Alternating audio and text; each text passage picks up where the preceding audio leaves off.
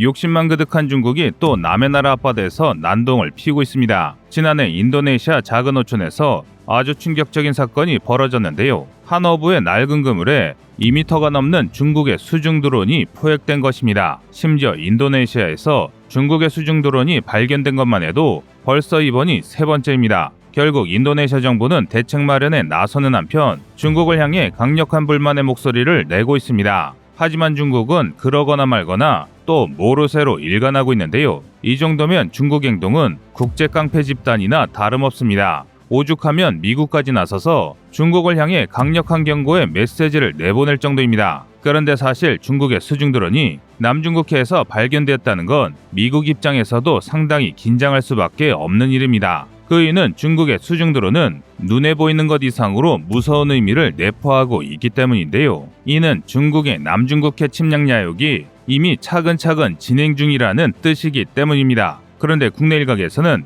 이를 별로 중요하게 생각하지 않고 있습니다. 바로 남중국해가 어찌되든 우리랑 무슨 상관이 있느냐라는 주장인데요. 심지어는 KF-21의 분담금도 갖지 않는 인도네시아가 한번 호되게 당해봐야 한다라고 주장하는 의견이 있습니다. 저도 이런 마음이긴 하지만 그 속의 실상을 들여다보면 이건 아주 위험한 생각입니다. 주제를 모르고 날뛰고 있는 중국이 대한민국을 가만히 둘 리가 없기 때문인데요. 중국이 남중국해를 공격한다는 얘기는 인도네시아뿐만 아니라 대만까지 자신의 손아귀에 넣겠다는 의미입니다. 이렇게 되면 대한민국의 모든 해상교통로는 막힐 수밖에 없습니다. 즉 중국의 침략 야욕에 한국의 경제 피해는 필연일 수밖에 없는데요. 이런 사례는 지금 우크라이나를 침략한 러시아만 봐도 불을 보듯 뻔한 일입니다. 그리고 현재 우크라이나 주변을 둘러싼 국가들이 어떤 상황에 부딪혀 있는지 생각해본다면 대한민국 역시 결코 중국의 침략 야욕 앞에서 안전하지 않다는 뜻이기도 합니다.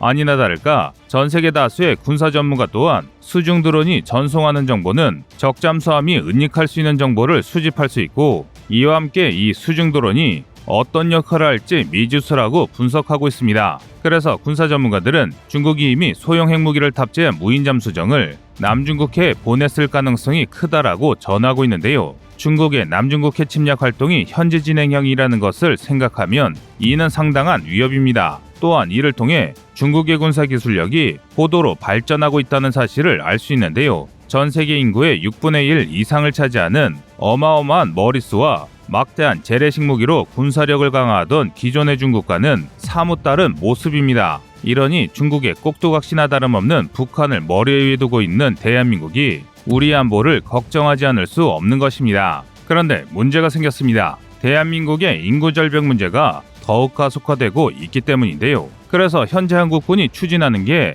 무인 원격 무기 체계입니다. 즉 인구 문제를 해결하면서 완벽한 철통 안보를 확립하기 위해서는 중국보다 더 빨리 현대전쟁에 걸맞은 무인감시 체계를 구축할 필요가 있다는 것이죠. 당장 우리보다 사정이 나은 미국만 봐도 무인감시 체계에 상당한 투자를 하고 있습니다. 특히 미국은 지난 수년 전부터 멕시코와의 국경을 중심으로 첨단 무인감시 체계의 실전 성능을 테스트하고 있습니다. 이 무인감시 체계는 과거 동물과 인간을 구분할 수 없던 성능에서 훨씬 진보한 모습을 보이고 있습니다. 우선 이 최신형 무인감시 장비는 감시탑 주변의 모든 움직임과 소음을 수집하는데요. 그 소음의 간격, 진동의 크기 등을 분석해 후방의 통제소로 정보를 보내고 통제소의 감시병은 최종적으로 정보를 확인한 뒤 순찰대원을 투입합니다. 즉 감시병이 위험지역에서 직접 경계작전을 펼칠 필요가 없는 것입니다. 게다가 움직임이 감지된 장소로만 순찰대원을 투입하면 되니 순찰에 필요한 인원도 대폭 감축할 수 있습니다. 심지어 미국은 여기서 한 발 더 나아가 무인 공격 체계를 실전에 적용하고 있는데요. 그것이 바로 RWS입니다.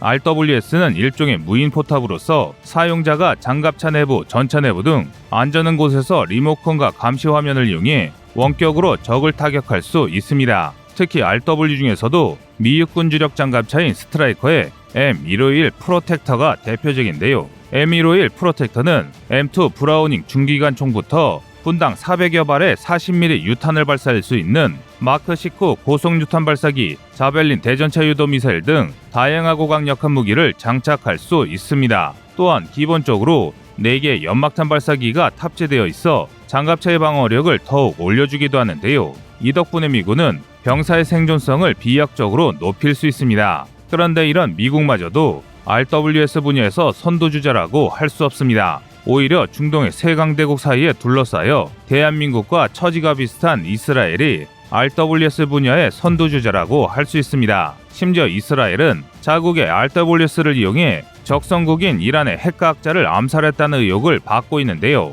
과거 픽업 트럭 위에서 발사된 RWS는 암살이 성공하자 그 즉시 자폭하면서 RWS 기종은 물론 모든 혐의를 미스테리로 남겨버렸습니다. 즉 의심만 있지 결정적인 증거를 모두 날려버렸는데요. 게다가 놀랍게도 이스라엘은 완전 무인 포탑, 즉 센트리건을 세계 최초로 실전에 투입했습니다. 이스라엘의 센트리건인 센트리테크는 M2 브라우닝 기관총과 스파이크 유도 미사일이 탑재되어 있어 대인 공격은 물론 대전차 공격까지 수행이 가능한데요. 지금 이 순간에도 가자지구 국경에 설치되어 한 대당 1.5km의 구역을 감지하고 대응할 수 있습니다. 즉 인간병사 갈 일은 오직 포탄 발사 명령을 입력하는 것뿐입니다. 사실 이런 무기 체계는 한국에게 상당히 필요한데요. 무려 248km에 달하는 휴전선을 사이에 두고 북한과 대치 중인 대한민국에 무엇보다 필요한 무기입니다. 이 때문에 한국의 원격 무인 체계가 관심을 끌고 있습니다. 현재 대한민국은 자체적으로 개발한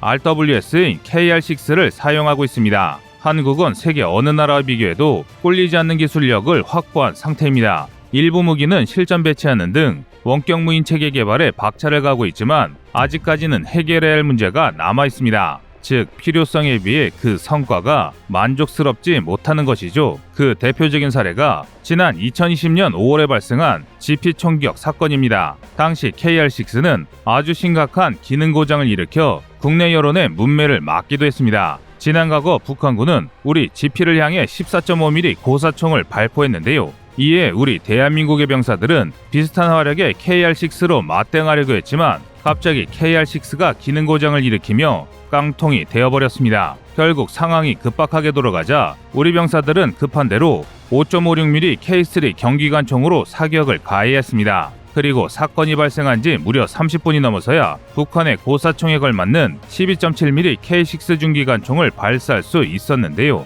이 때문에 한국의 RWS가 다시 여론의 도마 위에 올랐습니다. 아직 전쟁이 진행 중인 휴전 국가인 대한민국에서 그것도 언제 북한의 공격이 가해질지 모르는 GP에서 신뢰할 수 없는 무기가 사용된다는 것은 우리 국군의 신뢰성을 의심할 만큼 심각한 문제이기 때문입니다. 이 때문에 국내 일부 언론에서는 군 지휘부의 무능과 방산 비리에 대한 의혹까지 제기하며 논란이 불거졌습니다. 그런데 얼마 전 밝혀진 조사 결과에 의해 이런 상황은 반전을 맞이했는데요. 사실 한국이 개발한 KR6는 절대 가소평가할 수준의 RWS가 아닙니다. 고성능 카메라가 탑재되어 있어 낮에는 최대 2.5km, 밤에는 1.8km까지 적군을 감시할 수 있습니다. 뿐만 아니라 무려 50개의 이동 표적을 동시에 추적할 수 있는 성능을 갖추고 있습니다. 다만 문제는 KR6의 주무장으로 장착되어 있는 K6 중기관총입니다. K6는 우리 군에서 벌써 30년 이상 사용된 상당히 오래된 구형화기입니다. 그래서 걸핏하면 기능 고장을 일으키는 문제가 많았던 무기입니다. 즉 KR6 기능 고장은 없었고 당시 북한군의 대응에 정상적으로 동작됐는데 문제는 여기에 장착된 K6의 공이가 망가지면서 발생한 황당한 사건이었습니다. 하지만 아무리 그렇다고 해도 KR6가 무용지물이 되었다는 사실은 변하지 않았습니다. 이는 중국이 RWS 전력을 강화하고 있는 시점에서 상당한 불안 요소인데요. 중국의 대표적인 UW4A를 봐도 대한민국에 위협이 될 것은 분명해 보입니다. UW4A는 30mm 기관포를 주무장으로 갖추고 고도화된 사격 통제 시스템을 통해 헬기와도 제한적인 전투가 가능합니다. 게다가 중국 무기답지 않게 무려 12개나 되는 연막탄 발사기가 탑재되어 있어 공격 회피 성능도 상당히 뛰어납니다. 반면 대한민국은 비록 RWS에서는 아직 개선이 필요하지만 중국보다 한 차원 더 높은 센트리건 기술은 중국을 압도하고 있습니다. 센트리건은 자동으로 피하 식별과 조준 사격을 하는 전자동 고정형 포대를 의미합니다.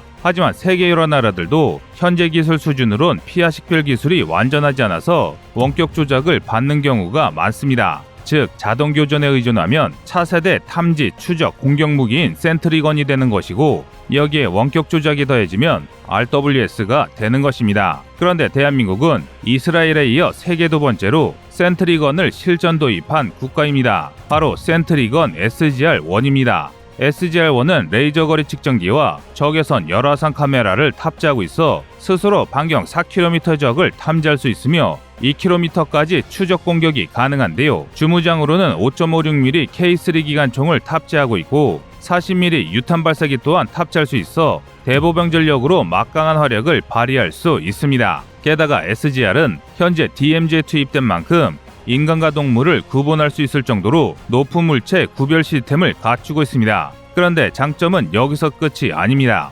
대한민국 방산업체가 개발한 슈퍼이지스2는 주간 4km, 야간에는 최대 2.5km 떨어진 적을 자동으로 탐지 및 추적할 수 있는데요. 심지어 1km 이상 거리에서 95% 이상의 명중률을 보이고 있습니다. 게다가 무장도 SGR-1보다 강력해져 신궁 같은 휴대용 지대공 미사일을 장착할 수 있습니다. 그리고 무엇보다 중요한 것은 슈퍼이지스2가 이미 유해에 수출되어 세계적인 신뢰성을 인정받았다는 것입니다. 이처럼 우리 대한민국은 부족한 부분을 보강하고 앞서가는 부분을 더욱 발전시키며 강력한 기술 발전을 바탕으로 대한민국을 수호하고 있습니다. 이상 거리투브의 두 번째 미션이었습니다.